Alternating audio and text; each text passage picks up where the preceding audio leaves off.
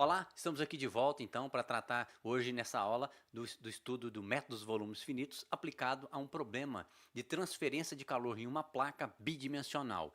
Esse problema pode ser tratado como transiente ou estado estacionário e puramente difusivo também incluir termo-fonte e termos advectivo. Na aula de hoje nós vamos tratar um problema mais simplificado, vai ser um problema puramente difusivo, transiente. Foi tratado na aula passada e nessa de hoje vai ser estado estacionário. A diferença é que hoje nós vamos implementar uma rotina computacional, vamos realizar a simulação e analisar o resultado, tá ok? Então, voltando aqui, deixa eu mostrar para vocês exatamente o que vai ser tratado nessa aula de hoje, tá ok? Então, nós vamos tratar nessa aula hoje o desenvolvimento, então, matemático para a implementação aqui e na implantação em uma linguagem C++. Tá? O problema a ser tratado é um problema que envolve uma temperatura T1 numa placa conhecida aqui, tá? Uma condição de contorno T1, uma condição de contorno T2, uma condição de contorno T3 e uma condição de contorno T4. Essa placa ela tem um comprimento com N pontos aqui, um comprimento com N pontos a serem definidos na direção X, e ela vai ter M pontos na direção Y. Tá? Eu vou ter a condição de contorno a base em X, no topo em X, na lateral em Y e na lateral em Y. Essas quatro condições de contorno. Tá?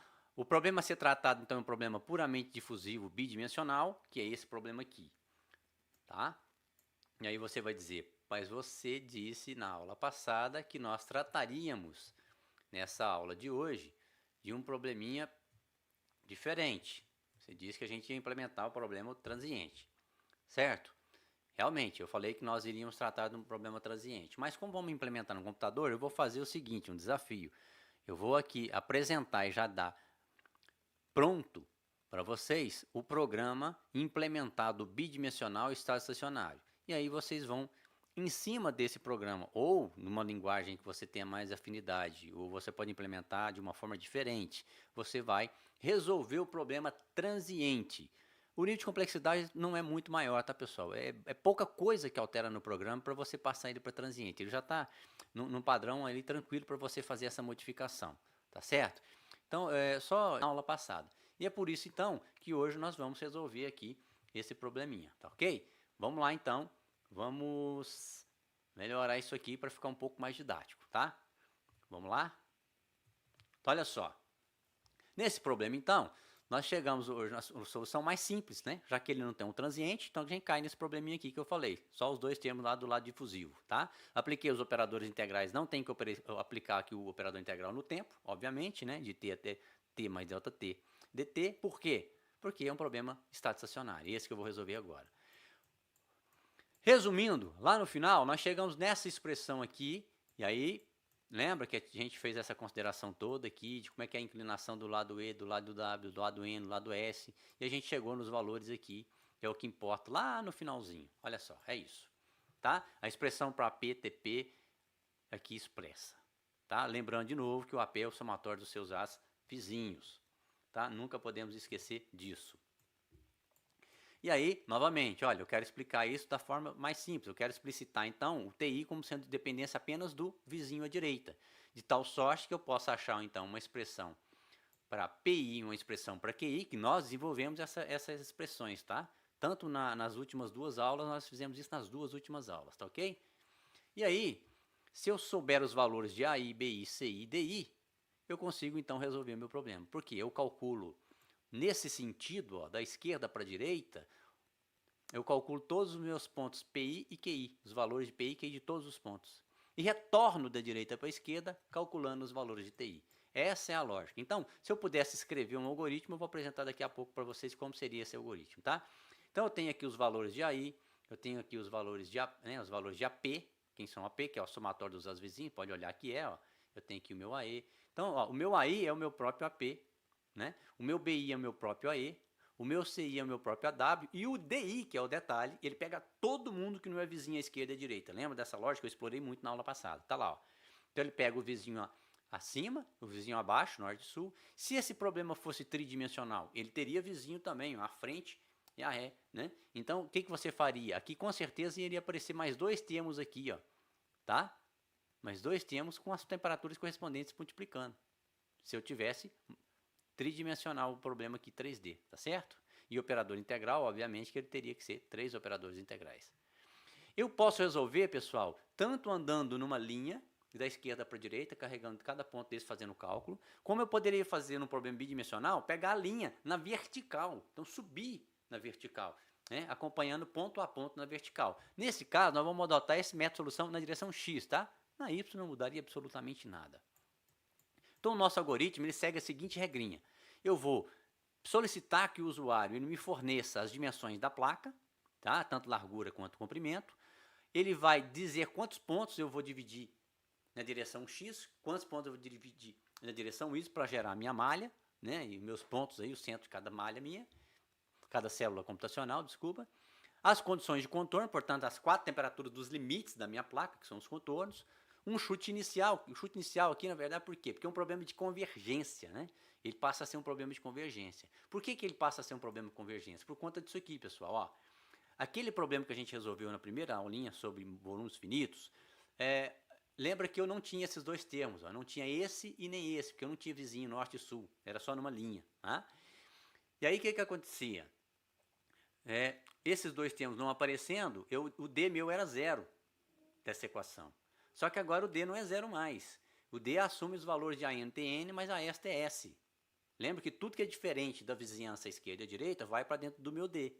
O termo transiente vai para dentro do D, o termo fonte vai para dentro do D. E os vizinhos, que não são esquerda e direita, vão para dentro do termo D. Tá certo? De maneira que aqui nesse caso eu só tenho os vizinhos acima e abaixo, não tem transiência, não tem termo fonte. Então estão aqui os dois, olha só. Perceba então que TN e TS eu não conheço. É lógico que eu não conheço. Eu estou calculando um ponto e eu não conheço o seu ponto abaixo nem o ponto acima dele. Mas para eu calcular ele eu preciso saber esses valores. Então eu tenho que chutar um valor para todas as temperaturas primeiro, para que eu tenha condições de calcular os valores em cada ponto. Só que o valor que eu chutei, provavelmente não foi um chute perfeito. Então eu tenho que fazer todos os cálculos uma segunda vez, uma terceira, uma quarta, uma quinta vez, até que eu atinja uma condição de convergência. E é isso que está dito aqui. Olha, primeira coisa é determinar os valores de AP, AI, AW, AN, AS. Como é que a gente chega nesses valores? Lembra? Você pega a equação geral de transporte, você faz as simplificações necessárias. Nesse caso, tiramos o termo transiente. Nesse caso, tiramos o termo fonte, tiramos o termo adjetivo. Abre os seus operadores lá, né, nas direções de interesse, no caso x e y. Aplica seu operador integral, desenvolve todo o equacionamento e chega em expressões para P, AE, AW, AN e AS. Nós fizemos isso aí, tá certo? Nós calculamos então PI e QI a partir das equações que nós geramos, que depende só desses valores aqui de cima, e nos valores de contorno são particularidades, e eu falei isso na aula passada, lembra? Quem é o A1, B1, C1, D1 para o contorno e para a posição N também, né? E aí você calcula o TI, ou seja, calcula o PI e QI numa direção, num sentido, e volto calculando em sentido oposto o TI. Mas como para calcular isso eu dependo de um valor DI, aqui no PI e QI, eu dependo do valor de DI. Olha aqui o valor de DI, ó. O PI e QI, veja bem, ó. Tá aqui, ó. PI depende, não tem o DI, mas o QI depende do DI. E o DI depende das temperaturas que eu chuto. Certo? Como o chute meu não é perfeito, eu chutei um valor para calcular QI e o QI é usado para calcular a temperatura, portanto, essa temperatura que eu calculei, com certeza, não é um valor perfeito, certo? Né? O que eu tenho que fazer então? Eu tenho que adotar um critério de convergência e verificar se ele é atendido, para eu então chegar ao resultado final da solução do meu problema, tá certo? E o critério de convergência que nós estamos adotando é esse aqui, ó, que o APTP menos todos os outros termos deve ser menor ou igual ao critério. Por que essa igualdade que a gente está adotando? Basta você olhar aqui em cima, olha só a nossa equação. A nossa equação que nós chegamos é essa aqui, ó. Perceba? Ó, a PTP é igual a todo esse pacote do lado direito. O que eu fiz? Eu peguei todo esse pacote do lado direito e joguei para o lado esquerdo, tá? Então, olha só, isso menos isso tudo tem que dar zero. Né? Só que não vai dar zero. Mas se isso for maior ou for menor ou igual a um critério de convergência, eu considero que atendeu a solução do problema. É isso que está sendo feito aqui embaixo. Tá? Então, aqui é isso que está sendo feito. Só que eu vou fazer isso, pessoal, para todos os pontos que compõem o meu cálculo ali. Tá? Então, na verdade, eu vou pegar tudo isso aqui, ó. Isso aqui, para cada um dos pontos, eu vou fazer essa conta. E vou somar isso. E depois eu divido pelo número de pontos. Tá? Então, se eu tiver m ponto numa direção e n na outra, eu divido por m vezes n. E aí eu tenho a análise desse resultado comparada aí com o critério de convergência. Tá certo? E é isso que a gente vai fazer. E aí nós vamos aplicar isso para um caso como esse aqui, a temperatura 100, a 500, 800 e 200, com dimensões 0,4 e 0,4, ou seja, 40 centímetros por 40 centímetros na nossa placa, tá? E aí a gente vai fazer essa continha aí. No estado estacionário, percebe que eu não tenho que definir o valor da condutividade térmica. Quando você for fazer o problema 300, você pode brincar. Você pode adotar, por exemplo, porque aí o K não, ele aparece o K na equação, tá? Ele não desaparece. E aí, o que vai mudar lá? Você pode trabalhar com mais de um material e verificar o tempo que um material leva para atingir a condição de estado estacionário e o tempo que outro material, pior, por exemplo, condutor de energia, pode levar e fazer a comparação. É bem interessante isso aí, tá? Então, vamos voltar aqui. Vamos alterar aqui, só um minutinho. Isso. Então, vamos ao nosso programa para a gente tentar entender o programinha aí que a gente vai empregar aqui nesse caso, tá ok? Olha só, pessoal. A primeira parte do programa, ela diz respeito à entrada, aqui na verdade eu estou ativando algumas bibliotecas que a gente vai adotar, tá? Então, um problema então bidimensional, puramente difusivo e estado estacionário. Tá? Eu começo aqui o meu programa, né? E eu estou declarando já algumas variáveis de interesse aqui, como por exemplo aqui o número de pontos que eu vou dividir numa direção, tá? Que é na direção X, e o número de pontos que eu vou dividir minha malha na direção Y. E aqui um auxiliar do tipo inteiro. Eu tenho aqui as variáveis do tipo double, né? A, B, aqui a taxa de crescimento, isso aqui vai ser a própria largura da placa, isso aqui é a própria altura da placa, tá? Isso aqui são os auxiliares que eu vou usar lá na hora de exportar os dados para um software para visualização dos resultados, e as temperaturas de contorno que o usuário vai fornecer tanto na direção Y quanto as duas na direção X, os nossos 4 contornos aí da placa, tá? Ele vai atribuir um chute inicial para você poderia programar, fazer um cálculo, estimar uma formulinha para estipular o chute, né, com base nas temperaturas de contorno. Mas aqui a gente está pedindo para o usuário fazer isso. O critério de convergência para ver se ele vai ser atendido, né? Isso aqui é um cálculo que eu vou fazer lá do resíduo para ver se ele atende o critério de convergência. Um contador auxiliar, um outro contador auxiliar aqui, tá certo? Bem simples isso aí. Só lembrando, pessoal, que não é o objetivo aqui dessa aula explorar o tópico linguagem C++, tá? Então, o objetivo aqui é outro. Então, eu vou direto aqui na lógica da programação, o algoritmo, que é mais importante, tá? Então, vamos lá. O usuário, ele entra com a largura da placa, armazena essa informação numa variável chamada A. Ele entra também com a largura a altura da placa e eu armazeno isso numa variável chamada B. Esse mesmo usuário vai fornecer, então, o número de pontos que ele vai ser dividido essa minha largura e o número de pontos que vai ser dividido da minha altura. Então, tem lá uma placa, né? Eu forneci essa distância A, essa distância B e o número de divisões aqui, ó, N divisões aqui, tá? E M divisões aqui, certo? M divisões aqui. Então, eu vou ter um ponto aqui, ele vai ter uma coordenada, cada ponto desse aqui vai ter uma coordenada IJ nele, tá? Que vai variar um até N posições, outro até M, porque eu posso ter quantidade de pontos diferentes nas direções aqui. E esse tamanho também não precisa ser igual a esse tamanho, eu posso fazer tamanhos distintos. CR é a taxa de crescimento. E o que seria essa taxa de crescimento? Olha, eu vou programar aqui para que seja possível que a distância, tá, que eu vou dividir aqui minha linha, vamos chamar essa distância aqui de A. Vamos dar um zoom aqui para melhorar isso. Então, ó, essa distância, vou chamar de A, e essa distância aqui, ó, eu vou chamar de B, tá certo? Se eu pego B dividido por A, isso é igual a 1, e isso aqui fosse C, e se C dividido por B for igual a 1, e assim para todas as distâncias, ela é igualmente espaçada. Então, eu poderia simplesmente pegar a largura da placa e dividir pelo número de pontos, eu tenho o ΔX, que é a distância que eu vou percorrer na direção X. Faço a mesma coisa, eu pego a altura, divido por M, eu vou ter meu ΔY, que é a distância que eu vou percorrer na direção Y. Tá? Só que aqui eu não quero isso. Eu quero, por exemplo, tendo um ponto aqui, com um ponto aqui, eu quero que aqueles pontos que estejam mais próximos aqui do meu contorno estejam menores espaçados aqui, ó. E à medida que eu vou distanciando da parede, que é o meu contorno, eu posso aumentar essa distância. Isso é uma condição interessante, né, quando a gente aplica uma malha. O mesmo vale para cá, ó. Tá certo? Então eu não quero uma malha com refino uniforme, não. Eu quero ela mais refinada próximo dos contornos. Então, se essa distância minha aqui, ó, vou chamar essa distância aqui de... vou chamar isso aqui de A maiúsculo, isso aqui de B maiúsculo, tá? Então eu vou fazer tal que B sobre A seja igual ao meu CR, que é a minha taxa de crescimento, que é isso aqui, ó, que a gente...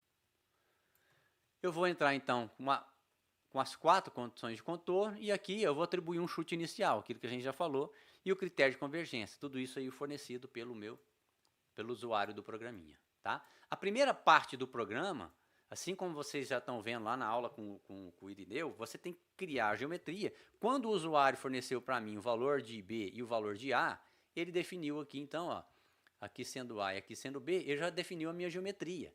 É bem simples, então a geometria é tão simples, basta saber A e B, não é mesmo?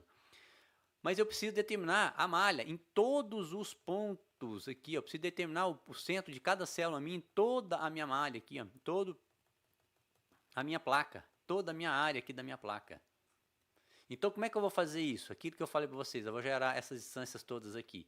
Se eu gero, por exemplo, as distâncias aqui e gero essas distâncias aqui na linha de baixo, quando eu conecto uma com a outra, tá? Quando eu faço uma conexão da linha de cima com as divisões de cima com as divisões de baixo, e faço a mesma coisa na vertical, ligando os pontos que eu gerei aqui com os pontos que eu gerei aqui, o que eu tenho é isso. Então isso aqui tem a ver com uma PG. Se e somente se o CR, que é a minha taxa de crescimento, for diferente de 1, eu vou fazer uma conta baseada numa PG, um crescimento de PG. Então eu tenho uma distância do primeiro ponto para o segundo ponto, e eu tenho uma distância maior do terceiro para o segundo, e uma maior ainda do quarto para o terceiro. Eu vou fazer isso, pessoal, eu tenho lá minha placa, eu vou fazer isso até a metade da placa. O que eu quero? Eu quero que o distanciamento daqui para lá, dos pontos, vai crescendo até chegar aqui. Daqui para lá, eu vou reduzindo até chegar aqui, de maneira que esse primeiro ponto, ele tem a mesma distância em relação a esse contorno que esse tem em relação a esse contorno. Esse primeiro ponto antes do meio, ele tem a mesma distância em relação ao meio que esse primeiro ponto de lá tem em relação ao meio, e assim por diante, de maneira que eu tenho uma malha que ela é espelhada. O que eu tenho do lado de cá é igual ao que eu tenho do lado de lá, tá? Então eu vou fazer o cálculo só até a metade, a outra metade eu espelho. Então eu vou considerar aqui então, certo? Ó, formulinha de APG, ela diz para nós lá, SN, que é o comprimento total, que seria a soma total, nesse caso é comprimento, porque nós estamos falando em comprimento da placa, né, de um lado, aqui na largura e na altura. Ela vai ser a primeira posição A1, vezes a taxa de crescimento, que é o nosso CR, elevado a N, que é o número de pontos que eu tenho até a metade da placa, porque eu falei que eu vou crescer até a metade, depois eu vou reduzindo, para ter uma simetria, menos 1, sobre Qn menos 1. Então lá, certo? É essa expressão que a gente tem. Pensando nisso, é o que eu escrevi aqui, ó. Então eu estou isolando o A1 naquela equação, e o A1 da nossa equação, pessoal, ele faz o papel do primeiro ponto lá, o primeiro ΔX. Então o que eu estou calculando aqui, ó, pega esse ponto aqui, dá um zoom, ó, tá? Eu tenho aqui a minha lateral da placa, que é meu contorno, né? Eu estou pegando, por exemplo, o meu primeiro ponto aqui na primeira linha aqui, ó, estou pegando o primeiro ponto, eu estou calculando aqui uma distância, tá? Que esse ponto, estou calculando a distância desse ponto a essa linha aqui, que é um ΔX. Como é o primeiro de todos e o contador meu começa no zero, eu calculo ele chamando de ΔX0. Esse é o ponto A1 da minha equaçãozinha, tá? Isso aí é o termo A1 lá da minha equação da minha PG. Né? A PG ela tem a soma, que é o comprimento, aqui no caso, essa soma vai fazer o papel do meu comprimento até a metade, que a largura é 2, dividido por 2. Isso aqui é igual, então, o que ela diz para nós? Ela diz que é o primeiro termo, que o A1, que para nós faz o papel de delta x na posição 0, que é o primeiro ponto lá. Então nós temos aqui, pessoal, que o nosso termo CR aqui, que é a nossa taxa de crescimento, ele vai seguir o que a PG nos indica, né? Ou uma PG, uma progressão geométrica nos indica. E a formulinha dela, ela diz que o SN, ele vai ser igual a um termo que tem lá para nós um A1 vezes um Q elevado a N menos 1 sobre um Q menos 1. Quem é que faz o papel de Q aqui no nosso programa? O CR, que é a nossa taxa de crescimento. Quem é que faz o papel de A1? O primeiro termo, que vai ser o delta, o primeiro delta, a primeira distância, x, né, da posição inicial do meu vetor, que é a primeira posição na direção x aqui, ó, a primeira posição que eu vou calcular, o primeiro ponto depois do contorno, que é esse ponto aqui, tá? É a posição 0. Tá? Porque o meu contador começa na posição 0, que é o primeiro que eu calculo. Tá? Quando eu estiver olhando no delta y, na direção y, logicamente que eu vou ter o delta y fazendo esse papel aqui. Tá certo? Quem vai fazer o papel para mim vai ser o delta y de 0, que vai assumir o papel meu de A1. Tá? Nessa formulinha aqui. E quem é o N? O N é o número de pontos que eu vou ter. Como eu falei que a minha placa, ó, eu vou dividir ela no meio, tá? Eu vou calcular então até, se isso aqui tudo é A, que a largura dela é a metade dela vai ser A sobre 2. Então, esse valor aqui, ó, Sn, que é o comprimento total, que é a soma de todas as parcelas, de todos os deltas, vai ser A sobre 2 quando for x. Olha lá, ó, A sobre 2 quando for x. O meu primeiro ponto na direção x vai ser o meu delta x de 0. Na direção y vai ser meu delta y de 0. Eu vou fazer o crescimento até a metade também seguindo a mesma lógica, mais refinado próximo a esse contorno, mais refinado próximo ao contorno e menos refinado nessa região, seguindo então até a metade fazendo isso aqui. Na outra metade eu espelho. Esse R-1 vem daqui, né? Olha lá. Do Q-1, que é o que assume o valor de CR, e essa potência aqui de CR é elevada a n sobre 2 menos 1. Por que n sobre 2? Porque eu não vou nos enésimos pontos, eu vou até a metade só fazendo a aplicação dela, que a outra metade eu vou espelhar. Então eu estou fazendo o cálculo aqui só até a metade, e aqui só até a metade, até n sobre 2 pontos, e até m sobre 2 pontos. Ponto, pronto. Tá aí então, pessoal, explicado para nós a questão da geração da nossa malha. Se o CR for igual a 1, não justifica eu fazer todo esse malabarismo, todo esse cálculo aqui. Basta eu pegar então, calcular então meu delta x0, que é a minha primeira posição, nada mais é do que o número de o comprimento total que eu A dividido por número de pontos que eu quero. Aí eu vou somando essa distância, percorrendo todos os pontos até chegar do outro lado. Em y a mesma coisa. Se é igualmente espaçado, basta eu pegar o comprimento e dividir pelo número de pontos. Tá? E já que eu calculei utilizando então uma PG aqui, uma taxa de crescimento, e eu vou calcular até metade, a outra metade eu vou espelhar. Então essa outra parte do cálculo é só o espelhamento, tá, pessoal? Então, ó, se o I for igual a 1 até chegar em n menos 1, até chegar em n sobre 2, desculpa, até a metade, o que eu vou fazer? Eu vou calculando todos os delta aqui. Aqui eu calculei só primeira distância, né? Então eu vim aqui, calculei, ó, tá aqui o meu contorno, eu calculei só essa primeira distância. As demais são funções dessa, né? Então eu calculei só o A1 lá da minha formulinha. E agora, já que eu tenho a fórmula da minha PG, né? A fórmula da minha PG diz o seguinte, olha, que o segundo ponto, tá? Vai ser o ponto anterior vezes a taxa de crescimento. Isso é a formulinha. Então daqui eu acho todas as distâncias dos demais pontos. Então, perfeito. Eu sei a localização x de cada um dos meus pontos a partir dessa funçãozinha aqui. Tá certo? Como é que eu calculo, então, dos pontos depois da metade? Basta eu espelhar. Então, eu vou pegar lá da posição n sobre 2 para frente, eu vou dizer que a posição n sobre 2, que ó, eu usei um auxiliar aqui 1. Quer dizer que o primeiro de todos que eu calculo vai ser o valor que eu tenho lá na metade menos 1. Então, eu calculei todos aqui os pontos. Eu cheguei na metade. Então, eu estou pegando o primeiro, aqui, ó, menos 1 da posição do meio, e estou igualando com mais 1 da posição de lá, que é aqui, ó. Certo? E vou fazer a mesma coisa na outra direção, só que aí, aqui em x eu tenho n, e aqui em y eu tenho m pontos. Então, vou m sobre 2. Certo?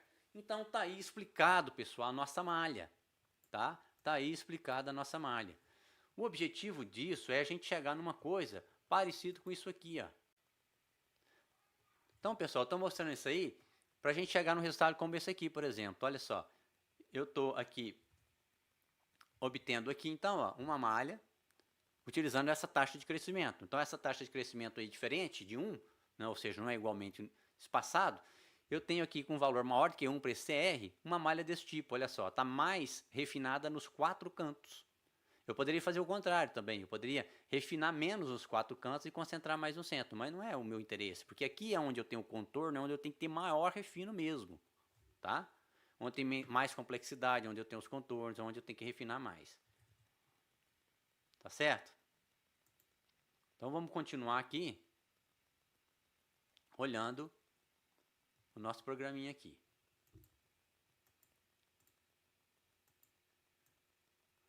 E aí, ó, eu venho aqui declarando, montando uma matriz, pessoal. Tá aqui, ó. Lembra que eu tenho que calcular todos esses valores, né? Falei já exaustivamente, AE, AW, AN, AS, AP. Tudo isso aqui vai ser necessário para eu determinar meus PIs e os meus QIs e calcular o meu T. Lembra? Eu calculo PI e QI numa direção e volto na direção oposta calculando o TI.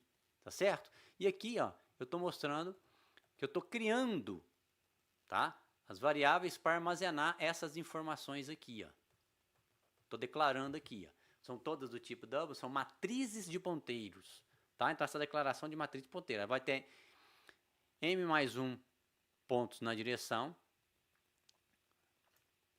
e vai ter n mais 1 pontos na outra direção. Então a matriz, então eu estou definindo vetores assim, onde cada vetor desse aqui é um vetor de ponteiro que aponta para várias posições assim. De maneira que aí eu tenho todos os pontos lá da minha placa lá. Estou fazendo uma coisa desse tipo, tá? Então, estou gerando uma coisa assim e cada um desse aponta para outra coisa assim. Então, tenho m mais 1 apontando cada um deles para n mais 1. É o que está escrito aqui. Então, esse aqui, por exemplo, para T, esse aqui para T, de tal sorte que isso aqui me gera um T, tá?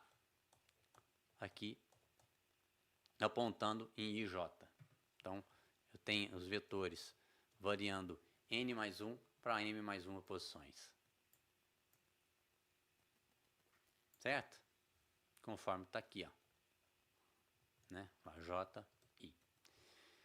E aqui, pessoal, a primeira coisa que eu faço, então, uma vez que eu declarei todas as variáveis de interesse aqui, que eu vou usar no meu cálculo, eu vou fazer o seguinte, olha só. Eu vou determinar para mim agora, né, eu preciso determinar aqui quais são os valores nos contornos, porque no contorno eu não vou fazer o cálculo, né? Então eu vou aqui, ó, que eu chamei de chute, na verdade, não é chute, não é bem chute, né? Porque eu vou ter que chutar os valores das temperaturas sim, tá? Mas eu vou ter primeiro tirar do chute o que é contorno, né? Então o que é contorno eu sei os valores, foi fornecido pelo usuário. E onde é que estão meus contornos? Simples, ó. O meu I não varia de uma posição 0 até uma posição N, de 0 até N, por isso tem N mais 1, tá, pessoal? Posições, porque começa no 0.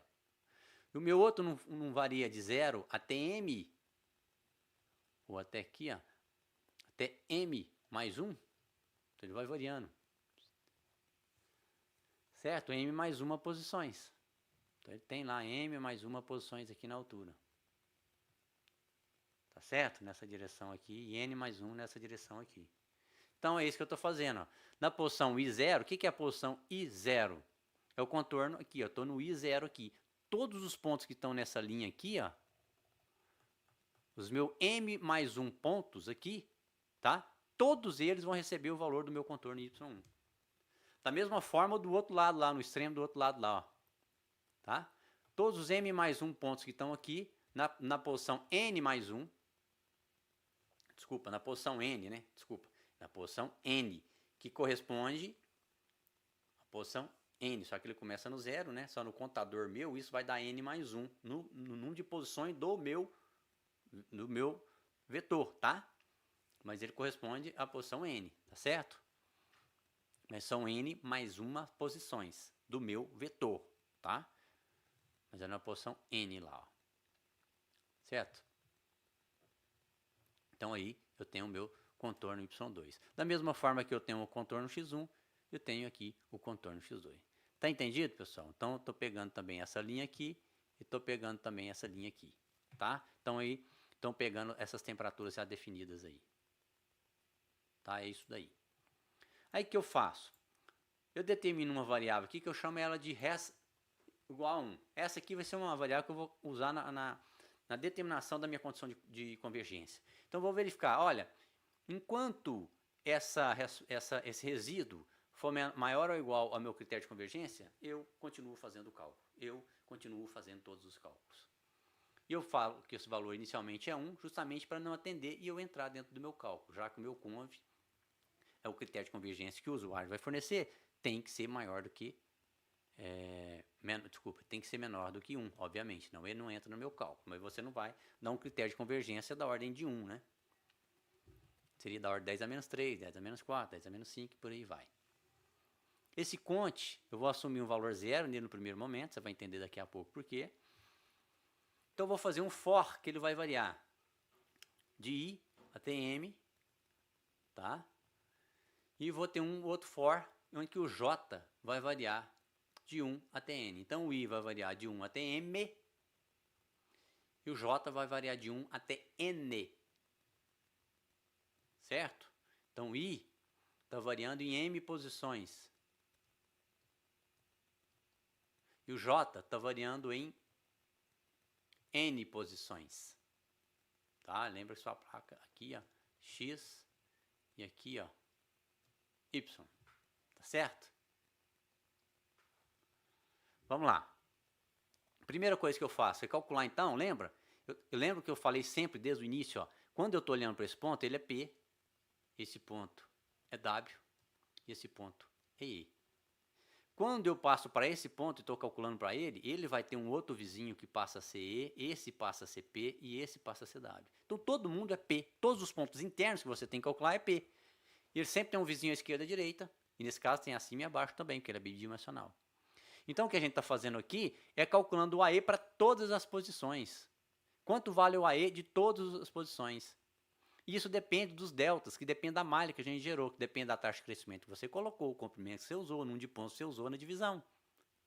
Tá vendo? Por isso que não dá para fazer à mão. Então é um problema aqui que a gente fez uma malha que pode ser mais ou menos complexa, mas de todo jeito a gente tem que calcular. Ó, os deltas, assim como a gente viu, né, são eles que definem. Tá? Lembra a nossa equaçãozinha? Só a gente olhar para ela. Ó. Era isso aqui, os nossos deltas.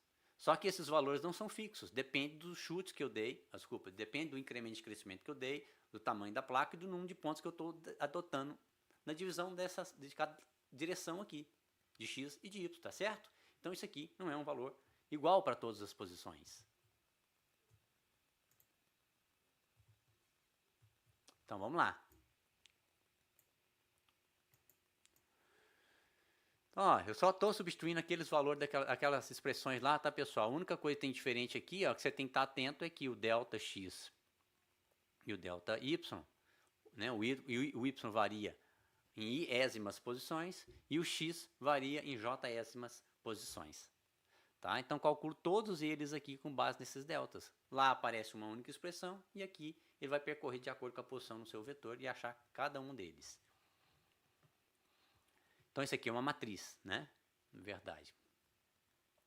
Vou calcular nas condições de contorno, as particularidades, lembra do meu P, ó, o meu P na posição 0, aqui, ó, no meu segundo contador, por quê? Eu estou calculando na linha, eu faço a solução por linha,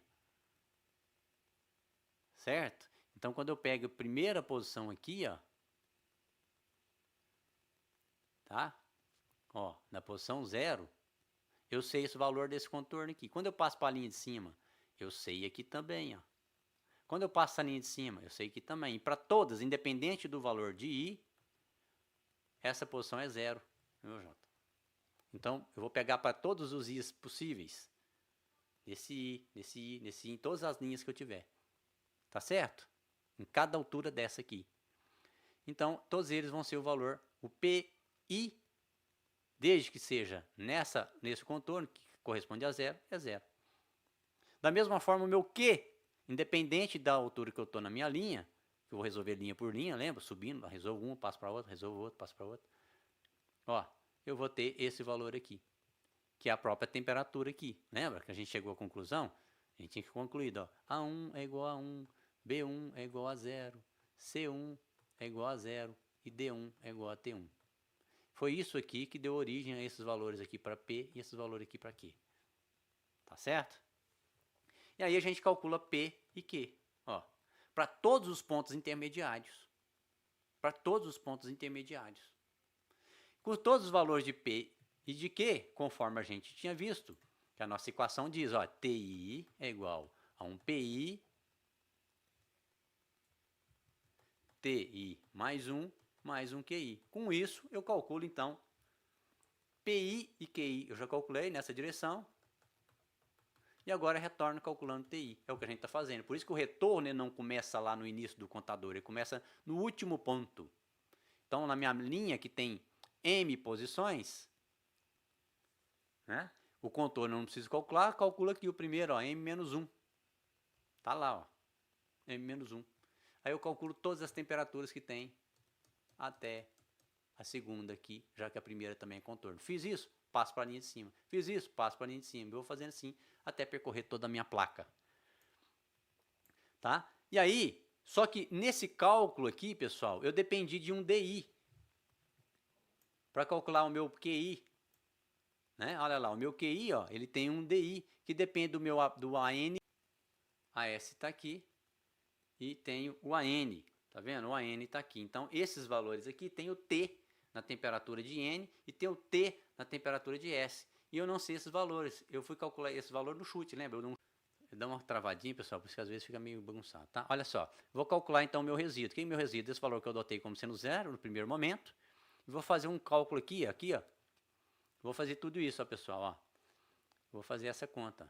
A PTP como sendo a subtração disso. Por quê? Porque a gente viu que a PTP é igual a ETE mais a WTW mais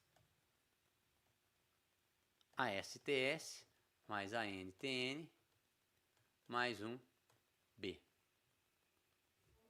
Nesse caso nosso aqui, o B é zero. É um problema puramente difusivo e estado estacionário.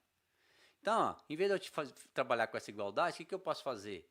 Posso fazer um menos aqui em todo mundo. Ó, faço um menos em todo mundo aqui. Ó, igual isso a zero. É o que está feito aqui. Ó. Se isso era igual a tudo isso, então isso menos tudo isso tem que ser zero. Não é? Só que isso, pessoal, é para o ponto P. Quem é o ponto P? São todos os pontos. Então eu tenho que fazer essa conta para todos os pontos. Faço essa conta para todos os pontos. Então por isso que eu estou dividindo isso aqui por M menos N, porque essa soma está sendo aumentada. A cada iteração que eu faço do meu ciclo em I e J variando lá em cima, eu passo aqui, para cada for aqui meu, em I e J, todas as posições, eu venho fazendo essa conta. Então para todos, e estou somando. Porque eu estou pegando esse resultado aqui, faço essa conta, que é zero no primeiro momento, aí eu vou dar um resíduo aqui. E o meu resíduo vai assumir essa diferença agora aqui, que deu dessa conta aqui. E eu vou armazenar isso no meu resíduo. Então, o meu resíduo passou a ser agora esse valor. Venho, faço o cálculo de novo. Venho, faço o cálculo de novo. Então, eu estou acumulando isso aqui dentro. Como eu vou fazer para todas as posições, eu pego e divido ele por o número de pontos que eu estou fazendo essa conta. Para ficar mais justo. Tá? Faço isso aí até que o meu while lá em cima seja atendido. E o que ele fazia? Ele verificava se esse meu resíduo, tá, era menor ou igual do que o meu critério de convergência. Que é esse cara que eu estou calculando aqui. Né? Esse resíduo aqui. E o critério de convergência, o usuário que forneceu. Por fim, pessoal, tá? Eu estou exportando os resultados aqui seguindo uma lógica aqui do programa que é o TechPlot, tá? Que é um outro programa. Mas como ele não é gratuito, a gente tem uma versão teste, né? Por alguns dias ou alguns meses que você pode usar, mas eu preferi aí trabalhar então com o ParaView. Eu acho mais interessante para nós, que ele é um software livre, muito mais potente, muito mais robusto, com muito mais opções. Então aqui que a gente fornece aqui, pessoal, ó, o título do meu, ele vai sair com o resultado do meu, ele vai assumir o nome T, perfil data, tá? E ele vai exportar então, ele vai imprimir isso, essa informação aqui, e vai salvar o arquivo com esse nome. As variáveis que eu estou exportando são as posições de X e de Y e a temperatura T. Esse aqui é o tipo, né? Tipo de variável que eu estou exportando aqui. Não vamos entrar nesse detalhe aqui em linguagem C agora, tá, pessoal? Que o objetivo é outro, não vai ficar muito extenso o programa. Basicamente, então, estou imprimindo aqui todas as temperaturas e as posições. E esse aqui são o cabeçalho dessas colunas em que eu vou ter aqui posição X, posição Y e aqui as temperaturas. Então, vamos então aqui para... Está muito demorado já esse... Então, ó, nós podemos, pessoal... peguei aquele programa então e coloquei aqui um compilador aqui online, tá? Ele se chama onlinegdb.com. Você pode abrir e fazer isso, a mesma coisa, tá? E aí eu vou rodar o programa para vocês verem. Então tá aqui, implementei tal qual tá esse que eu passei ali agora, que a gente acompanhou linha por linha, tá? E eu vou aqui executar esse programa. Ele vai pedir aqui a largura da placa, eu vou colocar 0.4. Ele pediu aqui a altura da placa, eu vou colocar 0.4. Eu vou colocar 50 pontos de divisões na direção X, 50 pontos de divisão na direção Y. Taxa de crescimento, aquela PG que eu falei, né? Taxa de crescimento, eu vou colocar 1.05. Eu vou colocar a temperatura de 100 graus, a primeira vertical do lado esquerdo. Vou colocar 800, a última, a segunda, né, vertical do lado direito. A primeira na base, na horizontal, vou colocar 200. E vou colocar 500 no topo, né, na condição de contorno superior da minha placa. Eu vou colocar um chute aqui de 100 de temperatura para todos os pontos, aquele primeiro chute que eu dou, que eu disse para vocês. O critério de convergência eu vou colocar 0.001. Tá? Então tá aí 10 a menos 4. Pronto, já fez o cálculo. Tá aqui o resultado. Então, aqui aquele resultado que eu falei, o arquivo ia sair desse jeito aqui, ó. Né? Olha lá. Então ele imprimiu aqui para mim nas posições X, a posição Y de cada ponto e o valor correspondente delas. Esse arquivo eu chamo então tPerfil.dat e eu vou agora visualizar, pessoal, esse resultado. Até vou fechar aqui. Então, pessoal, primeiramente eu vou fechar aqui, ó, para a gente visualizar o resultado novamente. Então vamos lá. Vamos abrir aqui o arquivo que a gente gerou agora. Então tá aqui abrindo esse arquivo. Não vou entrar nos detalhes de como usar o ParaView, tá, pessoal? Porque senão vai ficar extenso demais. Mas vamos lá, ó. Vou verificar o resultado aqui então. Tá aqui o nosso perfil de temperatura. Olha que legal. Nós temos aqui a temperatura na base então, que é uma condição de contorno que era de 200 graus, né? Tá aqui 200 graus. Temos aqui que era de 100 graus a temperatura aqui. Aqui a temperatura que a gente tinha um limite aqui de 800 graus e aqui de 500 graus. Tá certo? Eu acho que é isso mesmo, né? Se eu não lembro de cabeça, é isso que a gente fez lá. Então tá aí a nosso perfil de temperatura, bem interessante, conforme a gente mostrou lá todo o desenvolvimento e aqui o desfecho, né? De toda a solução desse problema aplicando métodos volumes finitos. Então, é esse que era o objetivo nosso, a gente chegar numa coisa desse tipo aqui no final, tá? Então, está lançado o desafio para que vocês façam a solução desse mesmo problema de forma transiente. Então, basicamente, onde você tem um while ali, você tem que ter, antes dele, um contador para time step. Então, vou fazer aquilo para cada time step. E eu vou avançando, avançando, avançando, até atingir uma condição de estado estacionário. Você pode fazer, inclusive, uma solução em que uma solução que verifique, né, se o resultado obtido no time step, o quanto ele está diferente do resultado anterior, segundo um critério que você adotar, para verificar se ele atingiu a condição de estado estacionário. Percebe que aí, lá naquele termo da sua equação, são poucas alterações, né, pessoal? Se você olhar, você vai ver que, basicamente, deixa eu olhar aqui, basicamente aqui, ó, vou te mostrar aqui para ficar mais fácil entender. Então, ó, basicamente, lá no termo DI da equação, você vai ter presente um histórico, né, do seu A0, P, TP0, por exemplo. Ele é a informação da transiência, da temperatura no tempo anterior, né? Esse é o método que a gente está adotando, que é o método implícito, né? Então ele só depende da temperatura de P no tempo anterior, nas demais é só no tempo atual mesmo.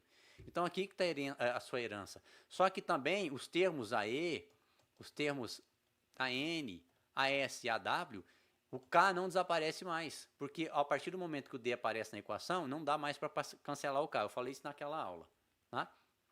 Então, a condutividade térmica, é lógico, ela tem que aparecer na equação. Ou seja, na solução desse problema de hoje, não apareceu a informação da condutividade térmica.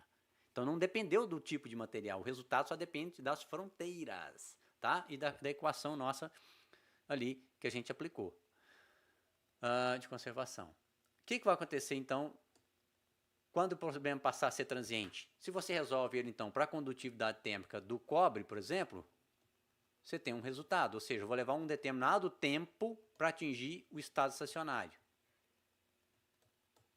Tá? Se eu utilizo o K do alumínio, eu vou levar um tempo diferente para atingir o mesmo estado estacionário. Lá na frente, eles vão chegar no mesmo perfil, mas o tempo para atingir isso vai ser diferente. Aí entra a informação do material. Que legal isso, né? Então fica aí como desafio para vocês, tá?